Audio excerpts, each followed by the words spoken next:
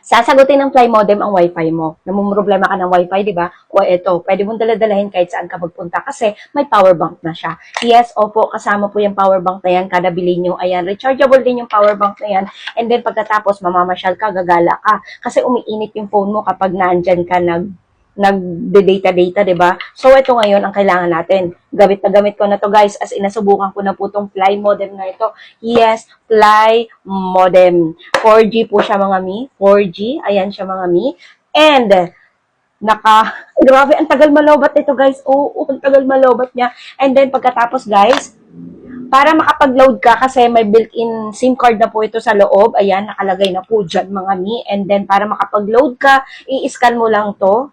Lalabas po yung mga details na okay, ito yung plan na dapat mo i-load. Tapos, bahala ka na lang mamili as in. Tapos, kung gusto mong palitan ng password, nandun din sa baba. Scroll down mo lang. Ay, scroll up pala. So, yan siya guys. Malaking bagay to. Malaking tulong to kung gusto nyo to mga mi. As in, madali lang po itong kumonect sa phone ninyo. Basta, marunong lang kayo mag-scan dyan. Madali lang naman. Nung una, hindi ko rin alam kung paano i-scan eh. Pero, natutunan ko siya. In-scan ko lang siya. Ayan. Madali lang siya mga mi. Doon ka magpapalit ng password.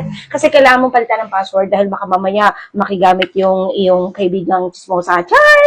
Ayan, maraming makikonnect na mga kaibigan dyan na ayaw mong pakonekin kasi nga chismosa. Char! Joke lang. So, ayan. Ganyan siya kaganda mga mi. Ayan. Matagal malawbat yung kanyang power bank as in. Oh, hindi ka naman problema ng Wi-Fi mo kapag meron kang Fly Modem. Kung gusto mo to, napakamura lang naman ito. Wala pang 1,000 to.